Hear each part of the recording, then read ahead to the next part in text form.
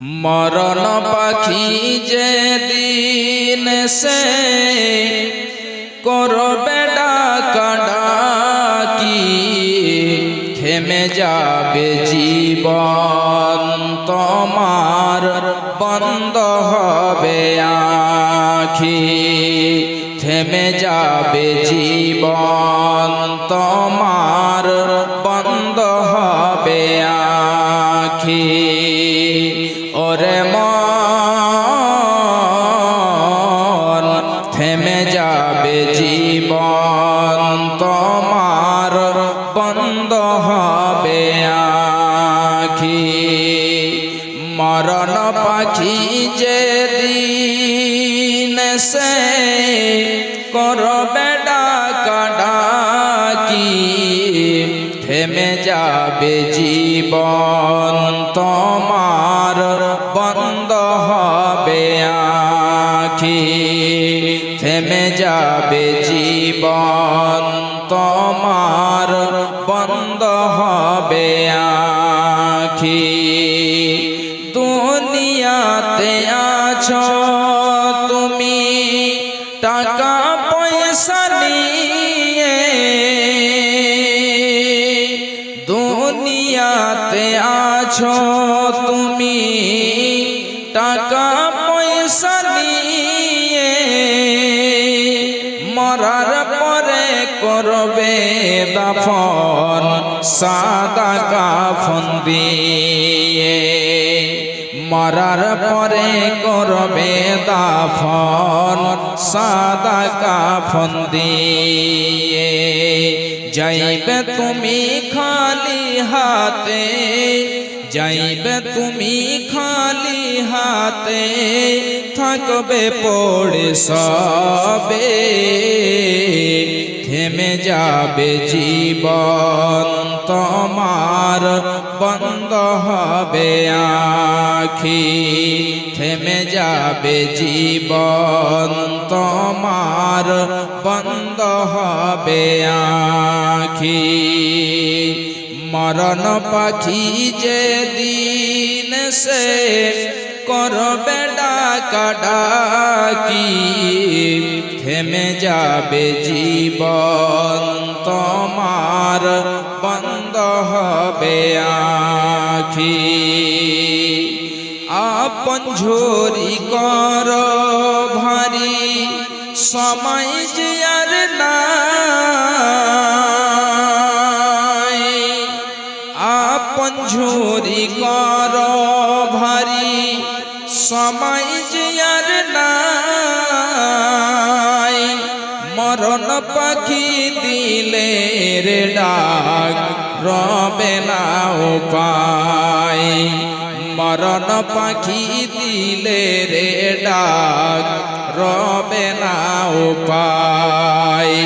খাঁচা ছেড়ে উড়ান দেবে, খাঁচা ছেড়ে উড়ান দেবে, কেমনে ধরে রাখি। থেমে যাবে জীবন তোমার, বন্ধ হবে আখি।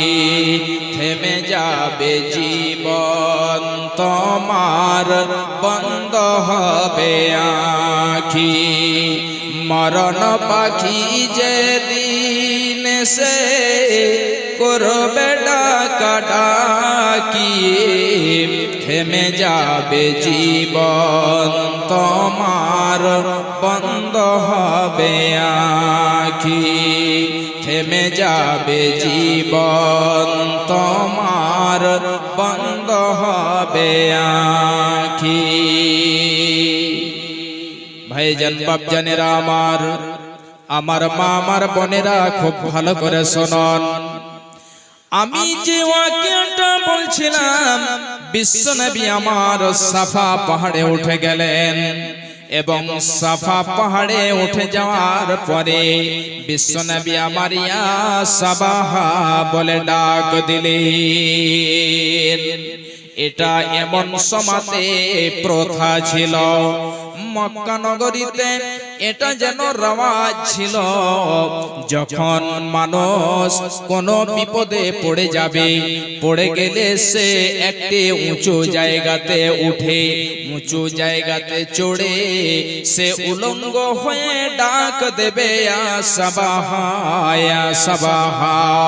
এবারে মানুষের যত যেন কানে এই শব্দ পড়বে, সবাই এসে একত্রিত হয়ে যাবে, তাকে বিপদ থেকে উদ্ধার করবে, তাকে যেন সে মুসিবত থেকে উদ্ধার করবে।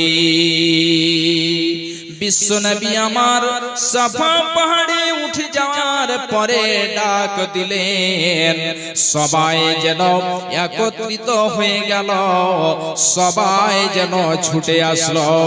বিশ্বনবীর এই শব্দ তাদের কানে যে পৌঁছালো, সবাই যেন হতভম্ব, সবাই অবাক হয়ে গেল যে এটা হলো নবী মুহাম্মাদের আওয়াজ। হায়রে মুহাম্মদ, কি এমন বিপদে পড়েছে, কি এমন মুসিবতে পড়েছে যে সে আজকে আমাদেরকে ডাক দিয়ে ফেলেছে। সবাই যেন ছুটে চলে আসে। আসার পরে বিশ্বনবীকে এবারে বলছে যে হে মুহাম্মদ, বলো দেখি তুমি কোন এমন বিপদে পড়েছিলে, তুমি কোন এমন মুসিবতে পড়েছিলে যে আজকে আমাদেরকে একত্রিত করেছ। বিশ্বনবী মুহাম্মাদুর রাসূলুল্লাহ সাল্লাল্লাহু আলাইহি ওয়াসাল্লাম বলছেন যে হে মক্কা নগরীরা, আমি তোমাদেরকে একটি কথা বলার জন্য এক জায়গাতে করেছি। এই যে দেখো পাহাড়, এই পাহাড়ের পিছনে একটি যেন তোমাদের শত্রু রয়েছে। ওই শত্রুরা সকাল কিংবা সন্ধ্যা বেলায় তোমাদের প্রতি আক্রমণ করবে, তোমাদের প্রতি হামলা করবে। তোমরা আমার এই কথাটি বিশ্বাস যাচ্ছ কি যাও না বলো? সবাই যেন একই বাক্যে বলে ফেললো, হ্যাঁ মুহাম্মদ, কেন আমরা তোমার কথাকে মানব না, কেন আমরা বিশ্বাস করব না? হে মুহাম্মদ, শুধু আজ নয়, তুমি আজ থেকে নিয়ে 40 বছর বয়স হয়ে গেল, আজ পর্যন্ত তোমার মুখ থেকে মিথ্যা কথা বের হয়নি। যার কারণে নবী মুহাম্মদকে তারা সাদেক বলে ডাক দিত, তারা উপাধি দিয়েছিল সাদেক বলে ডাক দিত, অর্থাৎ সত্যবাদী। কোনদিন বিশ্ব নবীর মুখ থেকে মিথ্যা কথা বের হয়নি। বিশ্ব নবীকে তারা আমিন বলে ডাক দিত, অর্থাৎ আমানতদার। বিশ্ব নবী এমন যেন আমানতদার ছিলেন, নবীর কাছে আমানত রাখা হতো, মানুষেরা ঠিক ওই মতোই আমানতকে ফেরত পেয়ে যেত। এই জন্য বিশ্ব নবীকে তারা আমিন বলে ডাক দিত। এবারে সবাই যেন বলে ফেলল যে হে মুহাম্মদ, শুধু আজ নয়, আজকে 40 বছর হয়ে গেল তোমার মুখ থেকে মিথ্যা কথা বের হয়নি। যখন এই কথা বলা, বিশ্বনবী আমার বলছেন, হে মক্কা নগরীরা শোনো, তাহলে হে মক্কাবাসীরা শোনো, আজকে আমি তোমাদেরকে একত্রিত করেছি এই জন্য যে তোমরা 360 খানা মাবুদের ইবাদত করছো, প্রতিমার ইবাদত করছো, এগুলোর ইবাদত করা যাবে না। বিশ্বনবী আরো বললেন, এক আল্লাহর প্রতি ঈমান নিয়ে এসো, এক আল্লাহর প্রতি ঈমান নিয়ে আসতে হবে। যখন এই কথাগুলো বিশ্বনবী আমার বললেন, এমন সময়তে সবাই যেন শত্রু হয়ে গেল, সবাই দুশমন হয়ে গেল। এবারে বলতে লাগলো, হে মুহাম্মদ এই জন্য কি আমাদেরকে একত্রিত করেছো, এই জন্য কে তোমরা আমাকে তুমি আমাদেরকে এক জায়গায় করেছো। এই পর্যন্ত আবু লাহাব বলে ফেলল, তাব্বান লাকিয়া মুহাম্মদ, হে মুহাম্মদ তোমার হাত দুখানা ধ্বংস হয়ে যাক, তুমি ধ্বংস হয়ে যাও, তুমি বরবাদ হয়ে যাও, তুমি নিস্তনাবোধ হয়ে যাও, এই জন্য আমাদেরকে এক জায়গায় করেছো। যখন এই কথা বলা বিশ্বনবী আমার শুনতে পেলেন, এবারে বিশ্বনবী আমার যেন মনটা ভেঙে গেল, অন্তরটা ভেঙে গেল।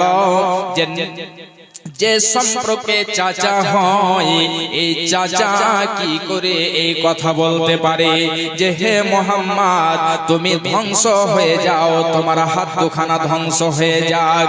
ভাইজান বাপজানেরা আমার, এবারে বিশ্বনবী আমার এই বলে যেন চিন্তা ভাবনায় রয়েছেন। আল্লাহ রাব্বুল আলামিন বলছেন, তাব্বাত ইয়াদা আবি লাহাবিন ওয়া তাব। আল্লাহ রাব্বুল আলামিন বলছেন, হে নবী আমার শুধু আপনার নয়, বরং আবু লাহাবের হাত দুখানা ধ্বংস হয়ে যাক, বরং আবু লাহাবের হাত দুখানা ধ্বংস হয়ে যাক, সে যেন হালাক হয়ে যাক। আপনি নয়, বরং আবু লাহাব ধ্বংস হয়ে যাবে। ভাইজান বাপজানেরা আমার মা আমার বোনেরা খুব ভালো করে শুনুন। আবু লাহাবের এমন অবস্থা হয়েছিল, এই আবু লাহাব গাজওয়ায়ে বদরের কিছুদিন পরে তাকে আদসিয়া নামক অসুখ হয়েছিল। এমন একটা তাকে অসুখ হয়ে গেল যে অসুখটা ফোসকার মতো তার শরীরে উঠলো। যেমন আমরা বক্স বলি, ঠিক এই মতো তার ভেতরে পানি রয়েছে, আস্তে আস্তে সেটা গলে গেল, তার ভেতরে সড়ানি ধরে গেল, পচতে আরম্ভ হয়ে গেল। ভাইজান বাপজানেরা আমার, এই আবু লাহাবের আদসিয়া নামক যখন অসুখ হলো, আস্তে আস্তে আস্তে তার সারা শরীর পচতে লাগলো, তার শরীর এমন ভাবে পচে গেল, সড়ে গেল, গলে গেল যে তার পাশে আর যেন কেউ থাকতে পারে না, তার ছেলেও থাকতে পারে না, তার মেয়েও থাকতে পারে না, তার বিবি থাকতে পারে না, কেউ যেন তার পাশে থাকতে পারে না। ভাইজান বাপজানেরা আমার, এই আদসিয়া নামক অসুখে তার মৃত্যু হলো। এবারে তার ছেলেরাও তাকে মাটি দেবে, তাকে দাফন করবে। কেমন করে দাফন করবে? এমন দুর্গন্ধ, এমন যেন গন্ধ ছুটছে, মানুষেরা কাছেও কাছাতে পারে না। কেমন করে তাকে মাটি দেবে, কেমন করে তার যেন দাফন করবে। শেষ সমাতে এমন হলো, ওই আবু লাহাবের ছেলেরা নাকে মুখে পটি বেঁধে, কাপড় বেঁধে, যেমন একটা জন্তুকে গর্ত খনন করে ঠেলতে ঠেলতে নিয়ে যে তাকে মাটি দিয়ে দেওয়া হয়, ঠিক ওই মতোই আবু লাহাবকে মাটি দিয়ে দেওয়া হলো। ভাইজান বাপজানেরা আমার, যে আবু লাহাব নবীকে বদদুয়া করেছিল, তাব্বান লাকিয়া মুহাম্মদ, হে মুহাম্মদ তোমার হাত দুখানা ধ্বংস হয়ে যাক। তাহলে বিশ্ব নবী ধ্বংস হননি, বরং আবু লাহাব এমন ভাবে ধ্বংস হয়ে গেল যেটা পৃথিবীর জন্য ইবরাত হয়ে থেকে গেল। এবারে আসি, বিশ্বনবী আমার যখন শত্রু হয়ে গেলেন, এবারে সেই মক্কা নগরীরা চিন্তা ভাবনা করতে লাগলো যে এ নবী মুহাম্মদ যদি আমরা তাকে চেপে না ধরি, এখন থেকেই যদি দমন না করি, তাহলে কিন্তু আস্তে আস্তে বেড়ে যাবে তার দল, বেড়ে যাবে তার জামাত, বেড়ে যাবে এবং শেষের বেলায় এমন হবে যে আমাদেরকে মেরে শেষ করে দেবে। তারা খুবই যেন চিন্তা ভাবনায় রয়েছে, কেমন করে নবী মুহাম্মদকে মেরে দেওয়া যায়, কেমন করে শেষ করে দেওয়া যায়। দারুন নাদওয়াতে তারা একখানা মিটিং ডেকে ফেললো। এই দারুন নাদওয়াতে তাদের হলো পার্লামেন্ট, সেখানে তাদের যেন বিল পাস হবে। সবাই যেন দারুন নাদওয়াতে বসে রয়েছে, এমন সমাতে একজন বৃদ্ধ লোক, একজন বয়স্ক লোক চলে আসলো। আসার পরে দরজার কাছে দাঁড় হয়ে রয়েছে। ভিতর থেকে জিজ্ঞাসা করেছে, মানিস সাহেব আপনি কোথায় থেকে এসেছেন, আপনার বাড়ি কোথায়? এবারে সে যেন বলছে যে আমি হলাম নাজদের, আমি নাজদ থেকে এসেছি। আমি শুনতে পেলাম যে তোমরা দারুন নাদওয়াতে মুহাম্মদ সম্পর্কে মিটিং ডেকেছ। খুব ভালো করে শুনবেন, বিশ্বনবীকে তারা মারার জন্য চেষ্টা করেছিল, কিন্তু কোন রকমেই তারা মারতে পারেনি, কোন রকমেই তারা যেন নবী মুহাম্মদকে ক্ষতি করতে পারেনি, বরং তাদের যেন ক্ষতি হয়েছে। তারা এবারে দারুন নাদওয়াতে মিটিং করছে, তারা বিল পাস করবে মুহাম্মদুর রাসূলুল্লাহ সাল্লাল্লাহু আলাইহি ওয়াসাল্লাম সম্পর্কে। এবারে এক এক করে সবাই যেন বলতে লাগলো তাহলে কি করা যায়, কেমন করে মারা যায়। ভাইজান বাপজানেরা আমার খুব ভালো করে শুনবেন। এবারে কেউ যেন বলছে যে নবী মুহাম্মদকে তাড়িয়ে দিতে হবে, নবী মুহাম্মদকে আমাদের এখান থেকে তাড়িয়ে দাও, এখানে থাকবে না, আমাদের মাবুদ সম্পর্কে কিছু বলবে না, আমাদেরকে সে জ্বালা যন্ত্রণা করবে। ভাইজান বাপজানেরা আমার, যেই নাজদের বৃদ্ধ লোকটি এসেছিল, বয়স্ক লোকটি এসেছিল, সে বলছে না আল্লাহর কসম, যদি তোমরা তাকে তাড়িয়ে দাও তাহলে এই মুহাম্মাদের যে ভাষা মিষ্টি, যে কথা মিষ্টি, সে অন্য জায়গাতে যাবে, মানুষদেরকে ডাকবে, মানুষদেরকে তার দলের দিকে আহ্বান করবে, সবাই যেন চলে আসবে, তার দল বড় হয়ে যাবে এবং শেষের বেলাতে তোমাদেরকে মেরে কেটে শেষ করে দেবে। এই জন্য তাকে তাড়ানো যাবে না। এবারে আবার যেন একজন বলছে যে তাহলে নবী মুহাম্মদকে কয়েদ করে দিতে হবে, বন্ধ করে দিতে হবে। তাকে কয়েদখানাতে বন্দী করে দিলে সব কথা শেষ হয়ে যাবে। আবার যেন সে আবুল হাকাম বলছে আল্লাহর কসম, যদি তোমরা তাকে ঘেরে বন্দী করে রেখে দাও তাহলে এমনটা হতে পারে যে তার লোকেরা আসবে এবং এসে তোমাদেরকে মেরে কেটে মুহাম্মদকে নিয়ে চলে যাবে। ভাইজান বাপজানেরা আমার, আমার মা জননীরা, এক এক করে সবাই যেন মত পেশ করতে আছে। শেষের বেলাতে আবু জাহাল, যাকে আবুল হাকাম বলা হতো, এই আবুল হাকাম বলছে তাহলে শোনো হে মক্কা নগরীরা, আমি একটা পরামর্শ দিচ্ছি। এই পরামর্শটা হলো যে নবী মুহাম্মদকে কতল করে দিতে হবে।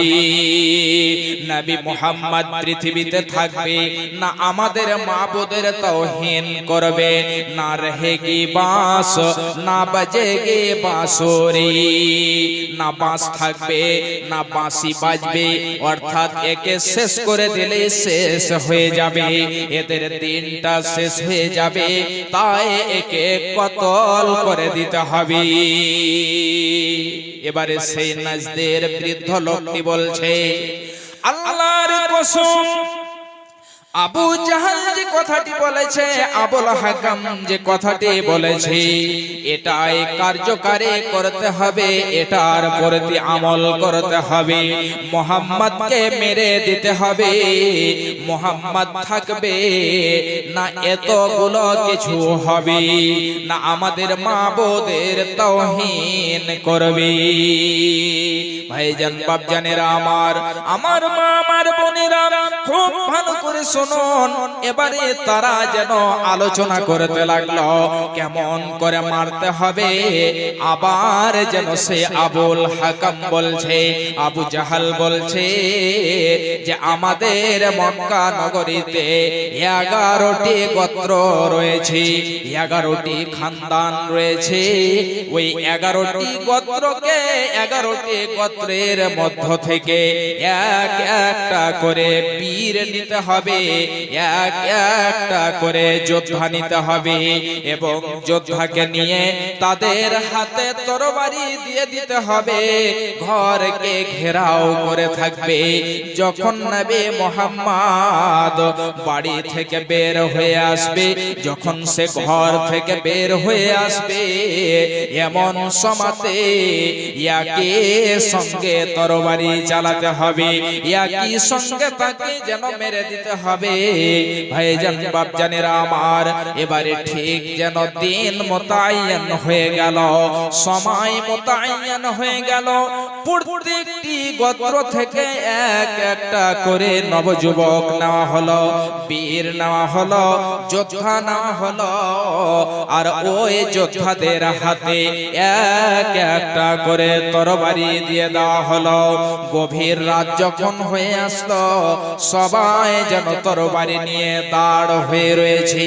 যখন যেন গভীর রাত হবে, নবী মুহাম্মদ বের হবে, আর আমরা একই সঙ্গে মেরে দেব।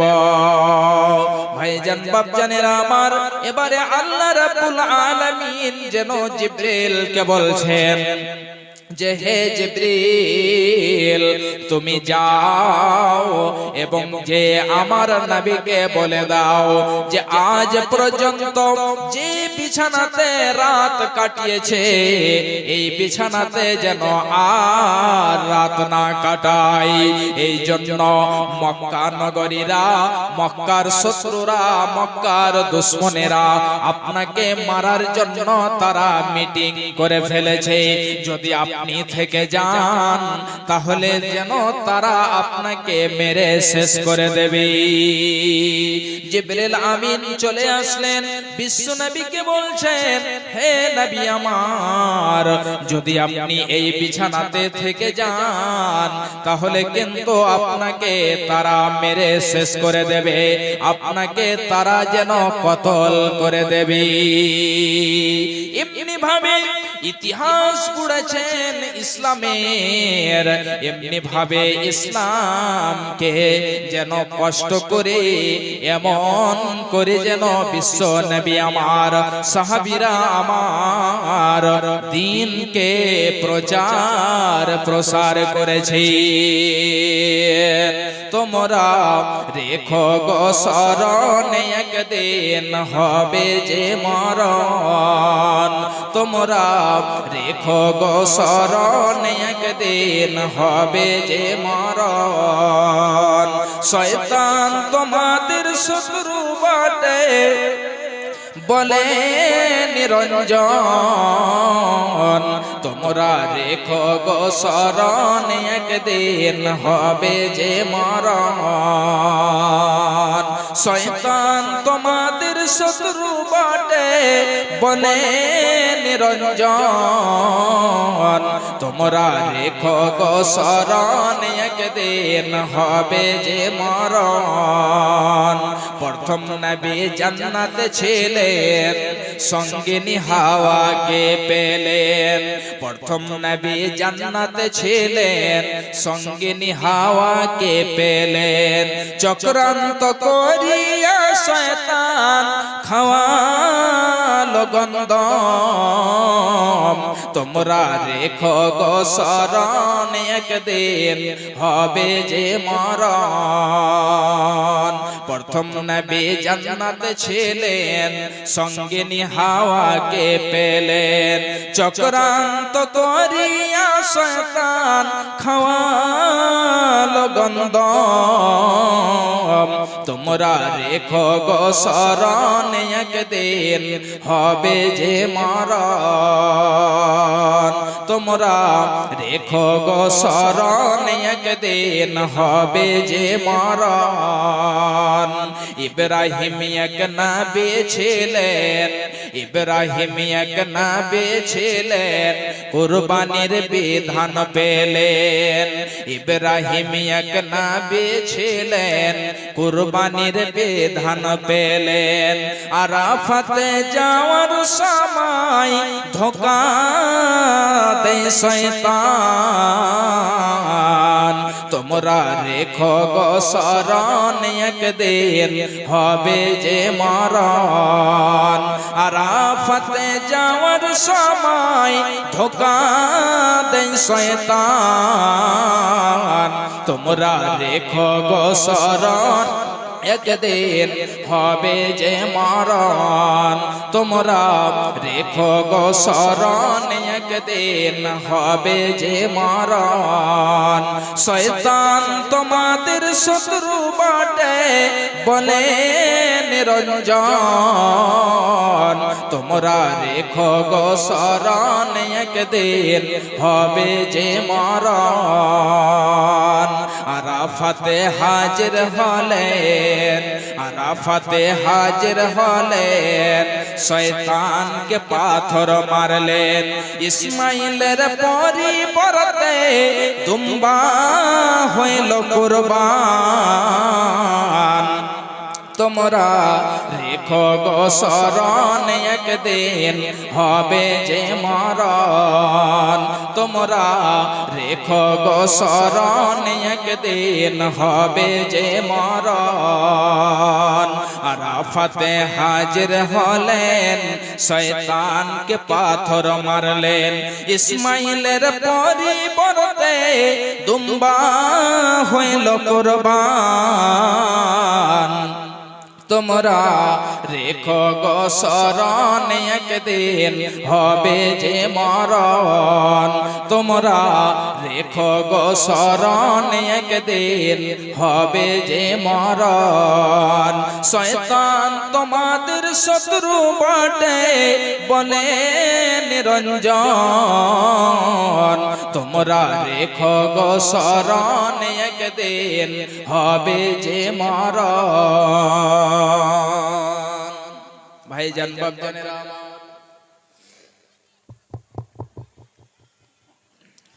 যেনারা মেয়ে ছেলের প্যান্ডেলে আছেন, যারা ভলান্টিয়ার আছেন, আপনারা বিভিন্ন জায়গাতে দাঁড় হয়ে যান তো সাইডে সাইডে।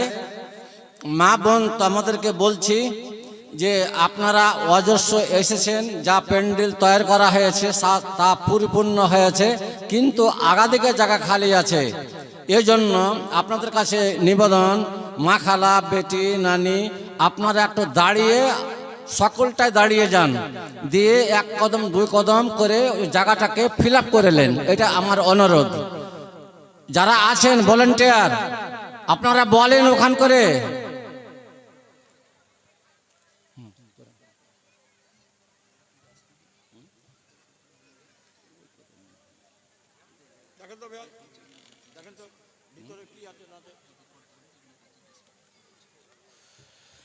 জি মা বোনেরা, একটু সামন দিকে চলে আসুন। পিছন দিকে জায়গা খুবই কম, এজন্য সাইড দিয়ে দুই পাশ দিয়ে একটু আগে চলে আসুন এবং যে মায়েরা বোনেরা ভলেন্টিয়ার আছেন তিনারা একটু বসার জন্য ব্যবস্থা করুন এবং তাদের সহযোগিতা করুন। তো ভাইজান, বিশ্ব নবী জনাবি মুহাম্মদুর রাসূলুল্লাহ ঘরের ভেতরে আছেন, সেই মক্কা নগরীরা তারা তরবারি নিয়ে দাঁড় হয়ে আছে। যেমন মুহাম্মদ সাল্লাল্লাহু আলাইহি ওয়াসাল্লাম বের হয়ে আসবে, এক সঙ্গে তরবারি চালাবো, এক সঙ্গে তরবারি আমরা চালিয়ে দেব, যেন বুঝতে পারা যায় যে একই তরবারিতে নবী মুহাম্মাদের গলা কেটেছে। ভাইজান বাপজানেরা আমার মা আমার বোনেরা খুব ভালো করে শুনুন। এবারে যেন বিশ্ব নবী আমার যখন ঘরের ভেতরে আছেন, আল্লাহ রাব্বুল আলামিন জিবরিলকে পাঠালেন। জিবরিল এসে বললেন, নবী মুহাম্মদ সাল্লাল্লাহু আলাইহি ওয়াসাল্লাম এবারে যেন এক মুষ্টি বালি নিলেন, মাটি নিলেন, আর ওই মাটিটাকে তাদের দিকে যেন ছুঁড়ে দিলেন। যেমন ছুঁড়ে দেওয়া, এবারে তাদের যেন এমন ভাব হলো, এমন সমাতে বিশ্ব নবী আমার তাদের সামন দিয়ে বের হয়ে চলে আসলেন। তাদের সকলের মাথায় যে পড়ে গেল, তারা সবাই যেন মাথা চুলকাতে থাকলো, মনে হচ্ছে তাদের জ্ঞান হারিয়ে গেছে। এমন সমাতে বিশ্ব নবী আমার তাদের সামন থেকে বের হয়ে চলে আসলেন। বের হয়ে এসে হযরত আবু বকরকে সঙ্গে নিলেন। আবু বকরকে সঙ্গে নিয়ে নেওয়ার পরে বিশ্ব নবী আমার যেন একটি গাড়ের ভেতরে চলে গেলেন। সেই গাড়ের নাম হলো গাড়ে সর। ওই গাড়ে সরের মধ্যে বিশ্ব নবী আমার যেন সেখানে আশ্রয় নিলেন। সকাল হয়ে আসলো, যেমন সকাল হয়ে আসলো, এবারে তারা তরবারি নিয়ে দাঁড় হয়ে রয়েছে। মুহাম্মদ যেমন বের হয়ে আসবে, আমরা তাকে যেন মেরে দেব। এমন সময়তে একজন ব্যক্তি এসে দেখছে যে মক্কার সে যুবকেরা, সে বীর যোদ্ধারা সবাই তরবারি নিয়ে আছে। সেই ব্যক্তি বলছে, তোমরা কিসের জন্য দাঁড় হয়ে আছো? এবারে তারা বলছে, আমরা দাঁড় হয়ে আছি এই জন্য যখন মুহাম্মদ বের হয়ে আসবে আমরা একই সঙ্গে তরবারি চালাবো এবং তার গর্দনকে উড়িয়ে দেব। এমন সমাজে সে লোকটি বলছে, মনে হয় তোমরা পাগল হয়ে গেছো, মনে হয় তোমাদের জ্ঞান নেই, মনে হয় তোমাদের মাথা নষ্ট হয়ে গিয়েছে। এই জন্য যার জন্য তোমরা দাঁড় হয়ে রয়েছো, হে মক্কার বীর যোদ্ধা পাহলওয়ানেরা, আজকে তারা যেন সে ঘরের ভেতরে নেই, সেই ব্যক্তি যেন তোমাদের সামন দিয়ে বের হয়ে চলে গিয়েছে। যখন এই কথা বলা, তখন যেন তাদের জ্ঞান হারিয়ে গেল। এটা কেমন করে হতে পারে যে আমরা সারা রাত্রি ধরে এক দুইজন নয় 11টি যেন যুবক বীর যোদ্ধা তরবারি নিয়ে দাঁড় হয়ে রয়েছে, তাহলে আমাদের সামন দিয়ে কেমন করে বের হয়ে যেতে পারে? সবাই যেন হতভম্ব হয়ে গেল। ঘরের দিকে যে দেখছি নবী মুহাম্মদ ঘরের ভেতরে নেই, নবী মুহাম্মদ ঘর থেকে বের হয়ে গিয়েছে। নবী মুহাম্মাদের জায়গাতে হযরতে আলী রাদিয়াল্লাহু তাআলা আনহু যেন শুয়ে আছেন। সবাই যেন হতভম্ব, সবাই যেন অবাক হয়ে গেল। এবারে তারা যেন মক্কায় এলান করে দিল, যে ব্যক্তি মুহাম্মদকে ধরে নিয়ে এসে দিতে পারবে, যে ব্যক্তি আবু বকরকে ধরে নিয়ে এসে দিতে পারবে, তাদেরকে জীবিত কিংবা তাদেরকে মৃত্যু ধরে নিয়ে এসে দিতে পারবে, এক একজনের বদলে 100 করে লাল মোট দেওয়া হবে। এমন সমাধি লাল উট, তার মানে অনেক দামি, অনেক যেন কিমতি, অনেক মূল্যবান। আর এক দুই নয়, 100টা উট দেওয়া হবে। এই কথা শুনে সবাই যেন পাগলের মতো ছুটে বেড়াচ্ছে। মক্কার যেন গলিতে গলিতে তারা খুঁজে বেড়াচ্ছে, ছুটে বেড়াচ্ছে। কোথায় গেলে মুহাম্মদকে পাবো, কোথায় গেলে আবু বকরকে পাবো, তাদেরকে জীবিত যদি ধরে নিয়ে এসে দিতে পারি, তাদেরকে যদি মৃত্যু ধরে নিয়ে এসে দিতে পারি, তাহলে এক একজনের বদলে 100 করে লাল উট পেয়ে যাব। ভাই আমার, এবারে তারা সবাই ছুটাছুটি করেছে, কেউ যেন খুঁজে পেল না। এমন সমাতে তারা গার পর্যন্ত চলে গিয়েছে। এবারে গারের কাছে যে তারা যেন সেখানে দেখছে কেউ নেই। এইদিকে হযরতে আবু বকর এবং বিশ্বনবী সে গারের ভেতরে রয়েছেন।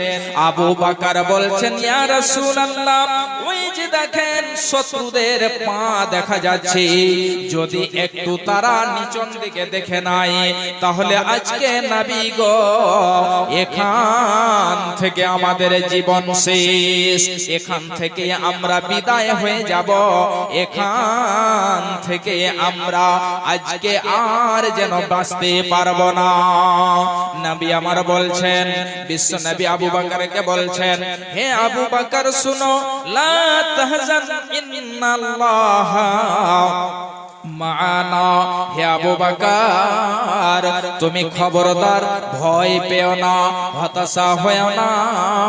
অবশ্যই আমাদের জন্য, আমাদের সঙ্গে শুধু আমরা দুইজন নয়, আমাদের সঙ্গে আল্লাহ রাব্বুল আলামিন রয়েছেন। সেখান থেকে তারা যেন ফেরত চলে আসলো, কেউ মারতে পারেনি। অনেক লম্বা ঘটনা, অনেক লম্বা ইতিহাস রয়েছে ভাইজান। আমি যেটা বলতে চাইছিলাম যে আল্লাহ রাব্বুল আলামিন বলছেন, আফা ইন মিত্তা ফাহুমুল খালিদুন।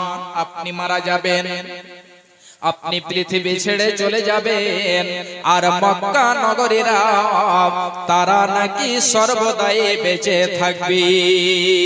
এমন হতে পারে না, এমন কখনোই হবে না। তাদেরকেও যেন পৃথিবী ছেড়ে চলে যেতে হবে। যার ভেতরে আত্মা রয়েছে, যার ভেতরে রূহ রয়েছে, তাদেরকে পৃথিবী ছেড়ে চলে যেতে হবে। ভাইজান বাপজানেরা আমার, আমাদেরকে পৃথিবী ছেড়ে চলে যেতে হবে। আল্লাহ রাব্বুল আলামিন আমাদেরকে সৃষ্টি করেছেন মাটি দিয়ে, তাহলে আজকে আমরা পৃথিবীতে এমন ভাবে জীবন যাপন করেছি, মনে হচ্ছে আমার মতো আর কেউ নাই। এই জন্য আমার কাছে 100 বিঘা জমি রয়েছে, 10টি গাড়ি রয়েছে, বিল্ডিং রয়েছে, বাংলা রয়েছে। আমি হলাম যেন গ্রামের সবচেয়ে ধনট্টশীল ব্যক্তি। আপনার যখন শ্বাস বের হয়ে যাবে, আপনার যখন রূহ বের হয়ে যাবে, আপনার সমস্ত কিছু থেকে যাবে, আপনার জন্য পৃথিবীর কোনো সম্পদ হবে না, আপনার সঙ্গে কোনো পৃথিবীর সম্পদ যাবে না।